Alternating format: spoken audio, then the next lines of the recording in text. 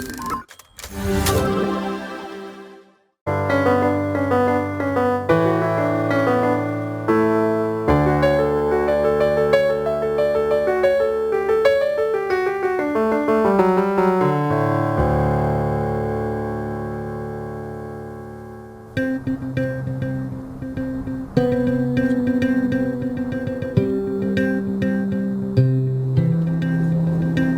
actually always wanted to be a teacher.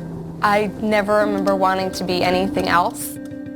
I always loved to help people. I liked to watch people understand something for the first time, that joy and that excitement. Meet Laura Gurk. She's a first-year chemistry teacher at Herricks High School on Long Island in New York.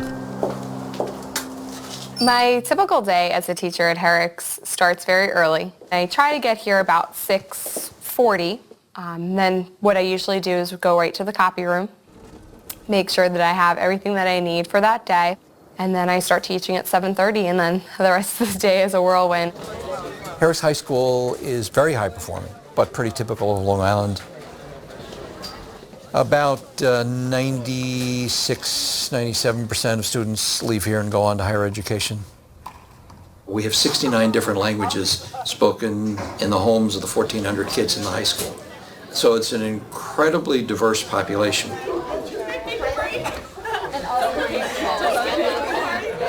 The diversity extends to the academic readiness of the students in Laura's classroom.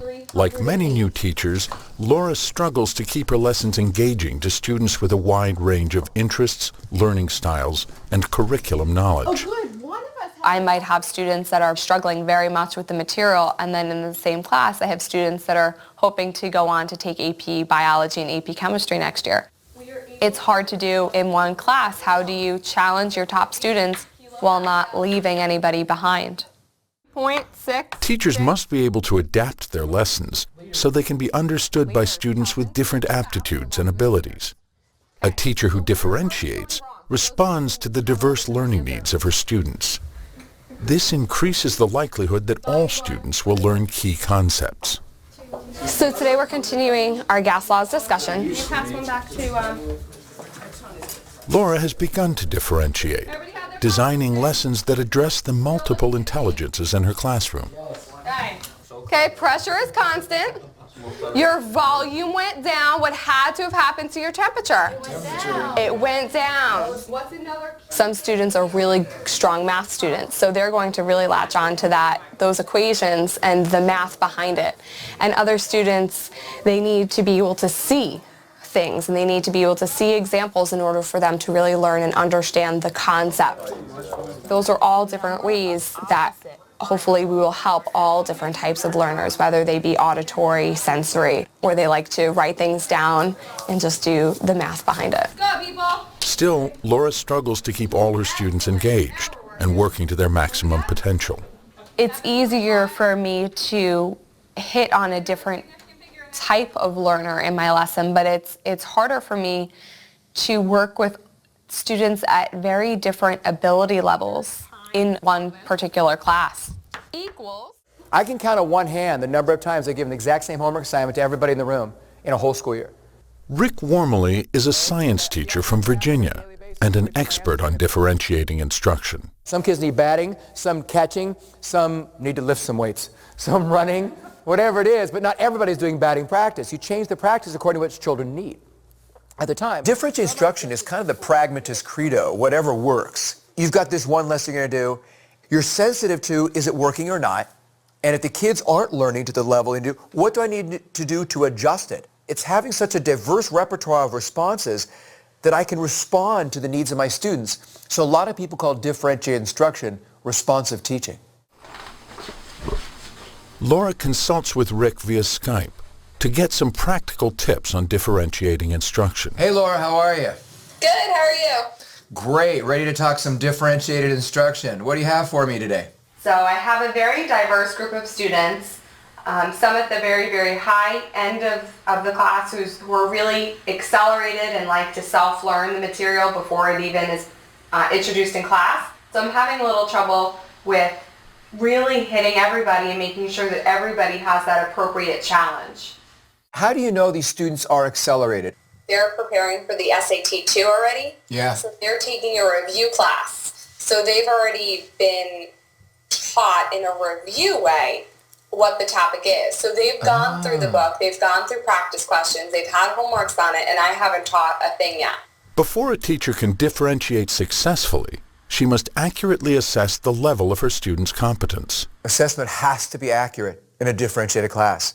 If I make a decision based on false assessment data, the whole enterprise of teaching and learning very successfully, let alone grading, and whatever happens with the child's future will also be based on this faulty premise. Assessment should be continuous to track student progress.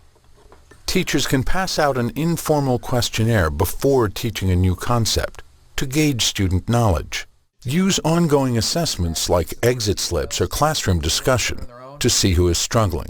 Make sure the assessment accurately tests the concept being taught. Every problem I write in my tests and my quizzes, I'm going to say, and which standard or benchmark or learning target is that?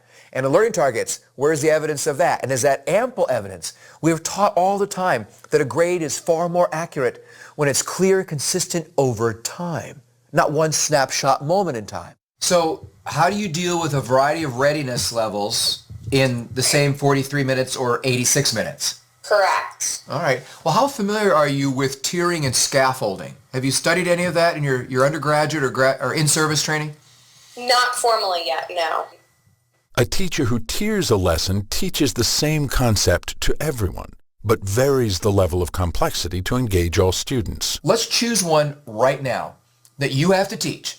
And let's figure out, okay, what's for the basic class and what could we do for the more advanced students? So we just finished up gas laws. Okay, so name one that you would want to get across. The ideal gas law. And explain that for all those listening, myself included. So it is the equation that's used for ideal gases that allows us to figure out the pressure, temperature, volume relationships while also changing the number of moles of a gas. So what's the basic thing you'd want students to be able to do at the end of that lesson? Really just be able to look at and read a word problem and be able to extract the information from the word problem to put it into the formula and solve for an unknown. Can you have word problems where there's lots of extraneous information that might confuse the students? They love that. Right. So I could have, for those advanced kids, some complex word problems where it's not so obvious how you manipulate everything, and some where it's very direct and very forward, and then slowly segue from one to the other for that earlier introductory group. Tiering a lesson allows all students to experience success. Students of all ages crave competence. And if they don't get it, they feel humiliated, they feel hurt, they feel angry. So if I do something developmentally appropriate and they shine, they understand that element of it, they're very motivated. So now, next steps, right away. What's going to happen for you in your lesson design in the next 2 or 3 days? What are some things you actually will change or try? I think I definitely want to try diverging or splitting up the class in a sense in an organized way. You could do a global lesson for 10 to 15 minutes and then really let people expand their own ways. These advanced students really go off on another level that you've prepared for them, much more challenging, and these other kids are much more rudimentary. Then the two groups come together, or 3 groups, whatever it might be. They come back together and summarize what they're able to pull out as salient from that. I need to mix and match. I will put higher performing with lower performing sometimes. I'll put all higher performing, sometimes all lower performing. It's going to be very, very dynamic, and you won't always be with the same group.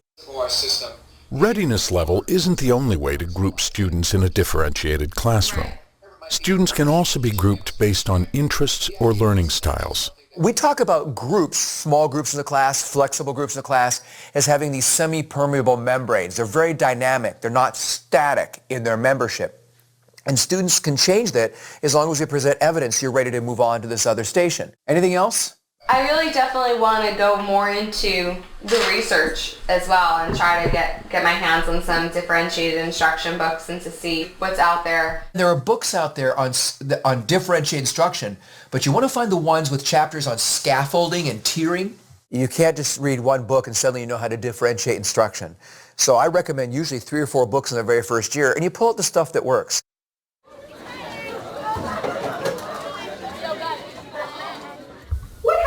volume. This is amazing. Back at Herrick's, Laura has added tiering to her teaching toolkit. Using a different difficulty level word problem has been helpful because the students then are able to work at their own level and be challenged at a level that's suitable for themselves. No pressure.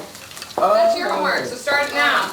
Okay, so you're going to give me a written description of what happened, why you think it happened, and which Gauss law is this? She's using exit slips to assess student mastery of new concepts. Oh, no, whatever. Bye, have a good day, guys. See you tomorrow. But working with groups remains a challenge. It takes time. People don't realize that even grouping students takes a lot of time and a lot of preparation time. It's a challenge to try to incorporate everything into every lesson. To be what? It just seems overwhelming. It seems like sometimes, okay, I'm just going to do individualized plans for everybody. And nobody's asking anybody to do that. You don't have to differentiate 24/7. It's often just fine for everybody to do the exact same thing. Whole class instruction is a part of a differentiated class, but you're going to have to realize there'll be some flexible grouping, some independent stuff from time to time, and you wax and you wane and kind of go through all that. That's all right. I mean, seriously, one differentiated idea per month for 3 years. That's a teacher on pace for learning this. I know that one day I will be an expert in differentiated instruction, and it will not be today, it will not be tomorrow. It just takes a lot of time.